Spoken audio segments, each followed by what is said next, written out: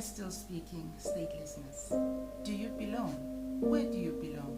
We are all citizens and we belong somewhere. If you do not know, I've got a panelist today, and everybody here with me is especially in their own field. Ladies, would you like to introduce yourself to our viewers at home? I'm Tandeka Chauke. I'm the manager of the Statelessness project at Lawyers for Human Rights. And I'm Chirofa Jomatako. I'm a legal researcher at the Statelessness unit at Lawyers for Human Rights. My name is Mathalanga from the Dobsville Human Rights Advice Office. I'm the program director there. There they are. They are telling us who they are, and today we are getting answers. Today we are answering questions of what our viewers are asking. People need to know, whether do they belong? What are the processes of belonging? Are we citizens or are we not? Okay, mother, let's start with you. I've got here a woman who's got 3 children. She's been here in South Africa for 4 years, and all the children are not born in the country, but the husband has been here for 5 years. What are the processes of assisting this woman to see whether the children belong, or does she belong? Which country does she belong to? The first thing that we need to check the nationality, which country is he coming from, and where is he coming from with the kids. And we need to check with that state, are they registered as the nationality of that state? And then if they are based in South Africa for those years, we need to check if they can have, what do we call that? Any legal status? Any legal status that is related to South Africa from their country. Okay. According to the question here below, they are saying the father is a South African and he's got an ID copy. Will the father assist the wife and the children to also have documents? And from which country will they belong? If the kids are born in South Africa, they have citizenship in South Africa, but they need to do the processes through Home Affairs.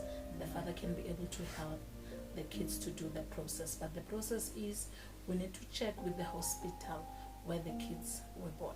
Are they registered with that hospital?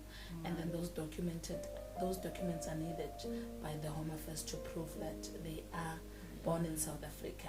And to extend on that, the Home Affairs will also require paternity test to prove that he is the biological father of those kids that will be claiming that he is the father. Oh, circle. Explain. The kids are not born in the country, but they come with a wife in South Africa. The husband belongs to South Africa. Where will those kids belong? So the law says that a child born outside South Africa to a South African parent is automatically South African. All right. Right. So those children are South African and they're entitled to ID cards and birth certificates with an ID number. Okay, so why do we have a problem? If the children or the father belongs to South Africa, that means the children are South Africans. All right, let's move to question number 2. We've got here a 28-year-old. 28-year-old came to South Africa when he was 12. The parents were born here, but they died here. Now the child does not have documents, but the child is here. And now the child is a 28-year-old girl. How can she find help? So it's important just to establish any other countries that the child or the lady has links to. As you say that they came to South Africa when they were 12 years old, so you need to have that history of where they lived before. What was the country of origin?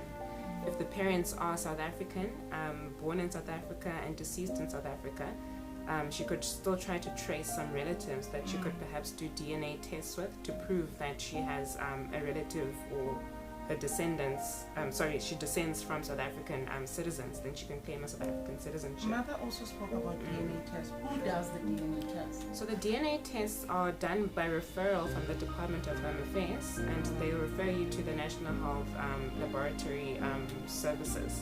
And the National Health Laboratory Services have I think, an institution in each province where they will send you for the DNA test, and then when your results come out, you return with those back to the Department of Home Affairs.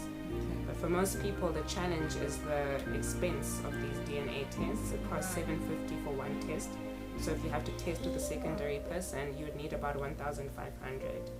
For children, at least there are avenues for which you can seek sort of a waiver or subsidy. If you approach the children's court and you say, we need to secure the registration of this child, but we cannot afford the monies for the DNA test, they can order a waiver of those fees. But there still remains that gap in our laws and policies for, the option of a waiver or the request of a subsidy from the government to help you with a DNA test.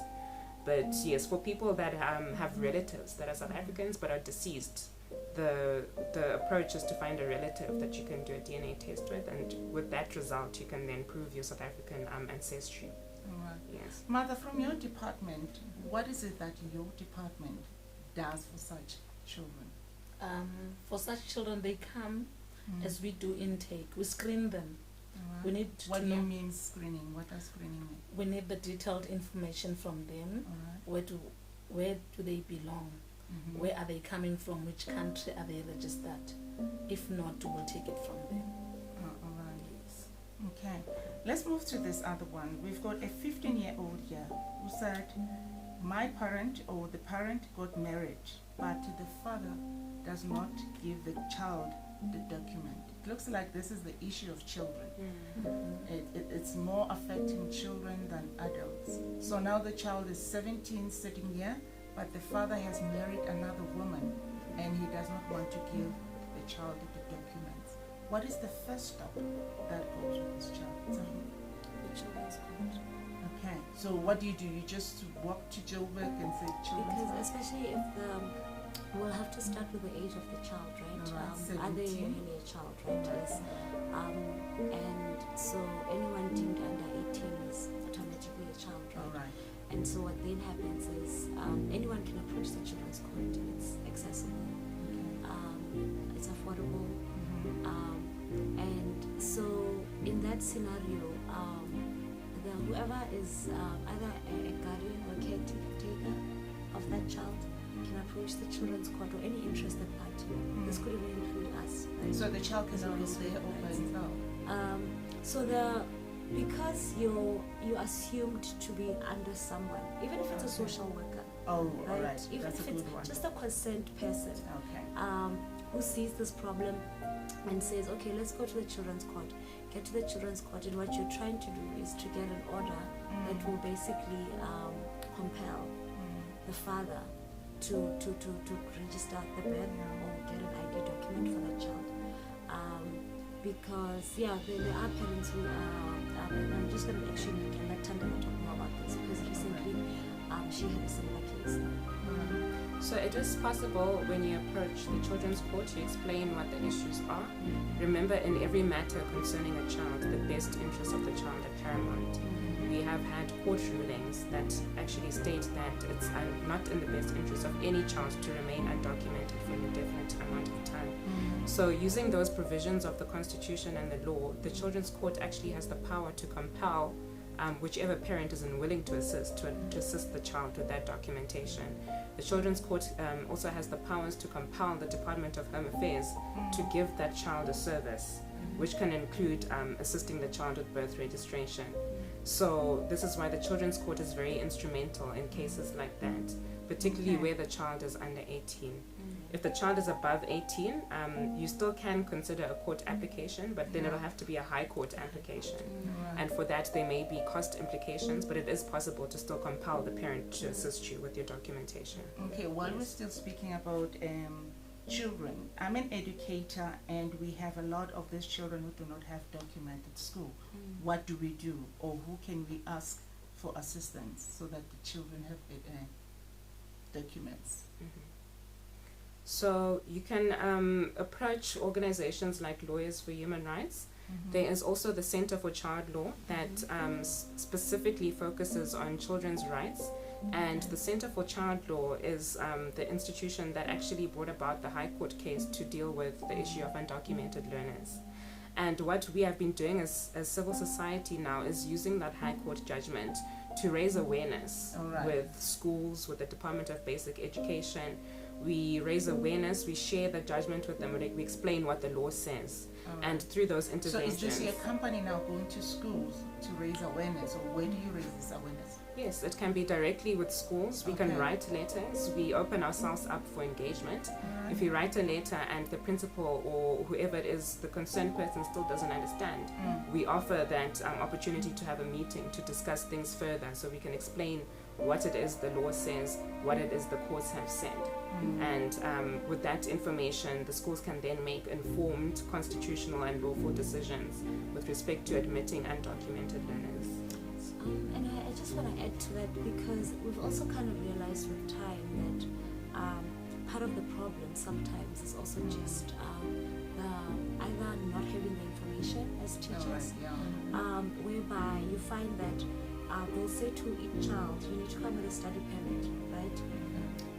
Study permit, but in reality, that child doesn't need a study permit. They have a refugee permit. They're a refugee child, right? So they can't distinguish, or an asylum seeker's permit. So, and then they are obviously within So all would of you these like to crowds. explain those three Oh, documents yes, and yes. say exactly? Yeah, so your asylum seeker's an asylum seeker is a person who basically applies for refugee status and are basically waiting a determination from Home Affairs, right? But within that process, they get a document, and that document is usually called an asylum seeker's permit.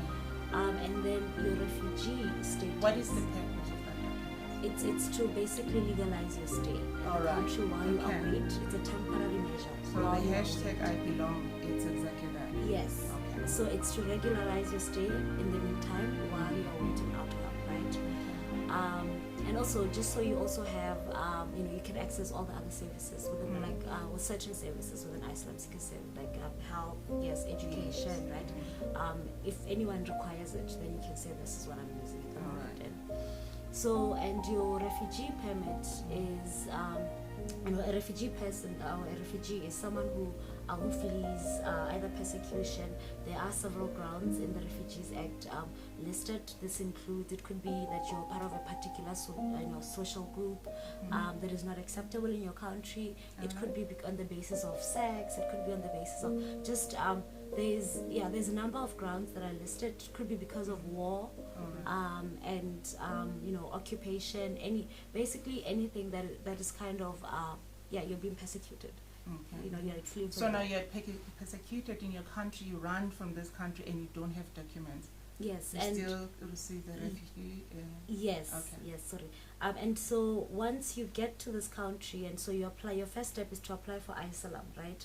And when you apply for asylum, then you get your asylum permit, right? Mm-hmm. And you await. What you're waiting for is a decision from Home Affairs to say whether you qualify for refugee status or you don't, right? Or so what Home Affairs does is when they give you an asylum permit, they're saying we are trying to verify whatever it is that you're saying is true. It's true. Okay. So we need a time frame, and so you get your refugee permit, then you basically it takes much longer to renew. It has its own benefits,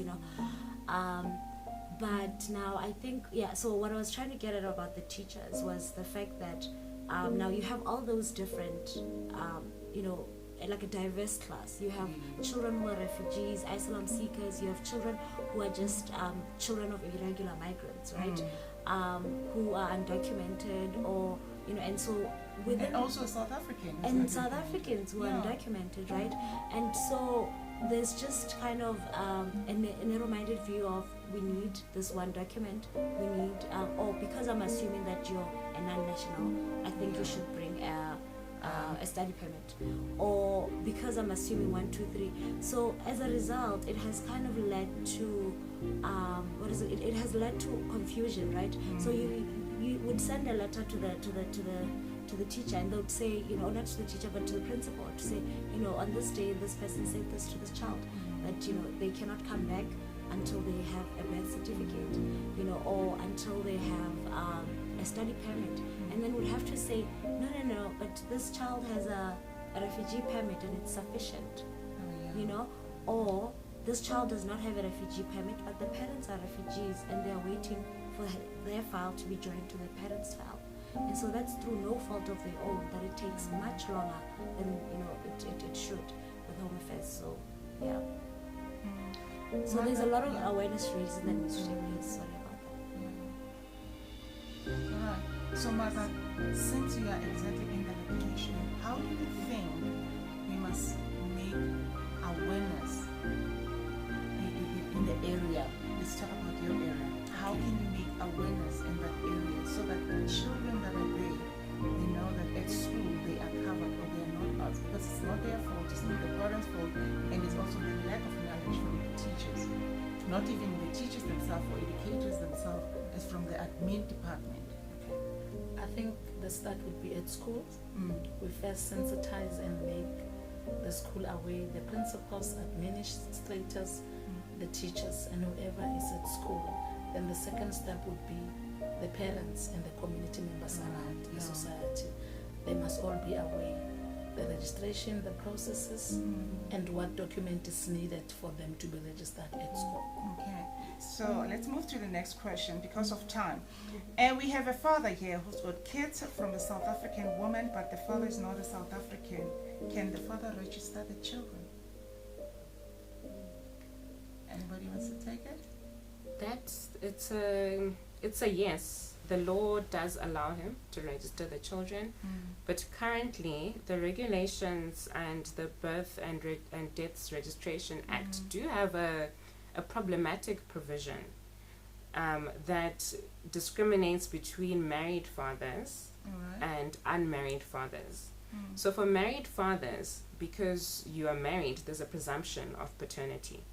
But for unmarried fathers, because you're not married to the mother, and the mother might not, be in the picture. She might have abandoned the children, she might be deceased, or she might not want to give consent for whatever reason. It might be challenging for that kind of father to register a child. And we are currently in the process of challenging that provision in the Act because it's unconstitutional. It differentiates between married fathers and unmarried fathers in an arbitrary way, and it makes it difficult for a willing father who is documented to assist the child, which then results in the child being the one who suffers for lack of documentation. So the short answer is yes, but there is that discrepancy to be aware of. The unmarried father might also be required to undergo a paternity test, and as I discussed before, there is the challenge of the amounts that he must pay. If the child is still under 18, likely they can approach the Children's Court for that intervention. But according to international human rights standards, both women and men, whether married or unmarried, should have equal right to register the births of their children and to make sure that their children are documented. Anything to add on? Yeah, we're waiting for the judgment. It's Nike versus Minister of Home Affairs. For anyone who has to look for it or basically we're waiting for an outcome from the court to the Constitutional Court to confirm whether those regulations are unconstitutional or not, but also to kind of make amendments to that or whatever recommendation that the court comes up with. So we're hoping for a positive judgment. There's always a myth.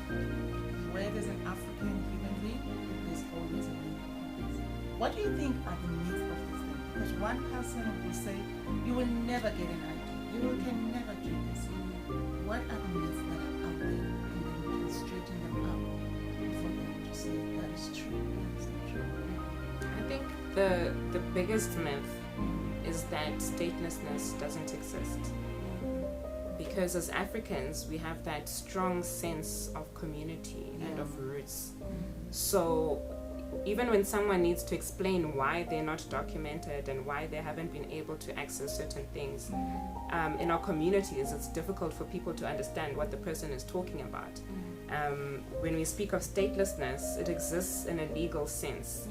Yes, you might feel like you belong to a particular place, but you need to be aware that for you to actually belong, you also need to belong in law. In the citizenship laws, you need to belong. So that is one of the biggest myths. And one of the second biggest myths is the fact that statelessness only affects foreigners. In South Africa, that is a very big misconception. Statelessness can affect anyone. You can be born stateless, or you can become stateless. You can be a citizen of South Africa, you can live here your whole life, and you can be stateless. Or you can be a migrant and find yourself in a situation where you are stateless. But statelessness is one of those man-made things, because it's the countries that have the power to make the particular laws and policies that make sure that people don't fall into this limbo of not existing anyway. So those are the two big myths for me. Just to adding on that, I think another one is that statelessness is usually also caused by irresponsibility on the part of either the individual or their parents. Like example, your parents never cared enough to get you documents, or they were never responsible enough to get you documents, and as a result, you don't have documents. When in reality, as like initially Tanaka had mentioned, that the causes are so many, they vary, right? So some of them it's what is it called, conflict in the laws of countries. Some of them it's literally bad civil registration systems, like in terms of birth registration and so forth. Some of them it's literally it's discrimination, that fathers can't register their children, such but all of that is through no fault of an individual. So yeah, that's the other one for me. Just to add on that, the other myth, it's like people believe if your ID is blocked, you are only a foreigner. South Africans can also be blocked. Like for example, my ID was blocked due to the change of surname. Yes, I used to use my previous surname, and then I didn't use my married surname for a long time. One day I went to bank, I found out that my ID was blocked. I had to go verify that to Home Affairs, and I'm South African, so it doesn't mean that when your ID is blocked, you are all foreigners. You've done something wrong. Yeah, or you have done something wrong. So that's a myth. So when your ID is blocked, go verify first that what is the reason your ID is blocked.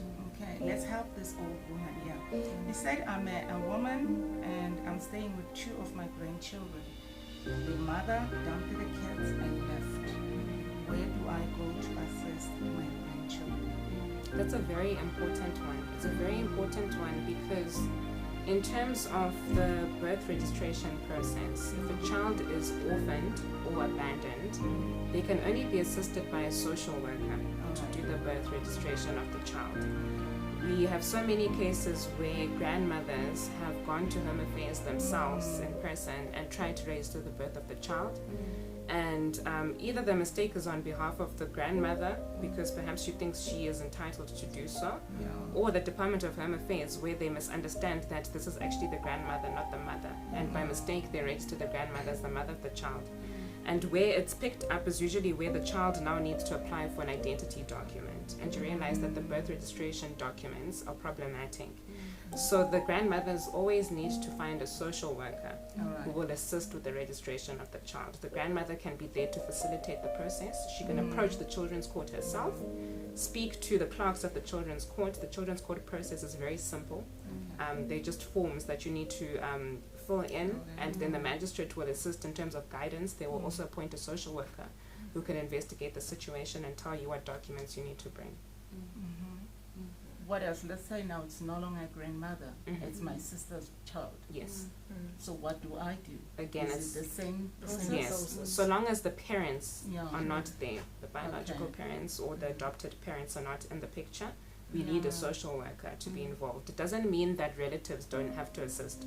The relative can assist in terms of facilitating, approaching the children's court and telling them I need to do this, and then the process will unfold from there. But it is a very simple process, but it's a very important discretion. We do understand the context of South Africa where many of our children are not necessarily staying with their parents. Most of them are living now with, ugogo at home or, an aunt or someone else. We understand that context, but the law does not yet accommodate that. So you have to get the social worker involved. Let's avoid this.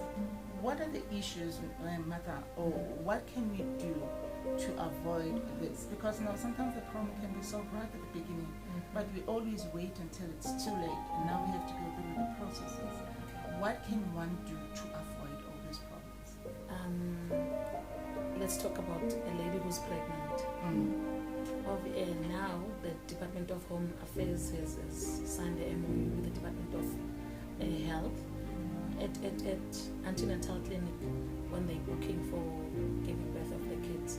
There is Home Affairs there, so make sure you register your child before you go out of that hospital after giving birth. That would avoid the statelessness and the non-registration of those kids. The start would be from there. Whether you are South African or non-South African, make sure you register the child on that point in time.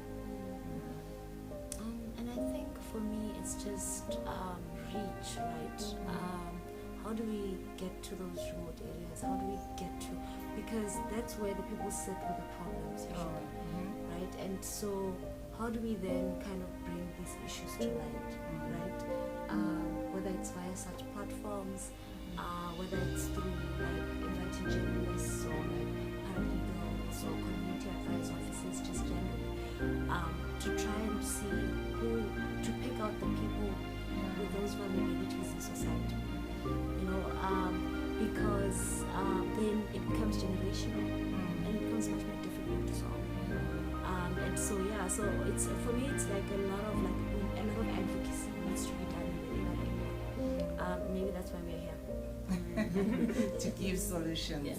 Because of time, now I need each and every one of you to wrap up. Tell people at home, what is this one thing that you'd like them to know, or what is this one thing that you would say to them?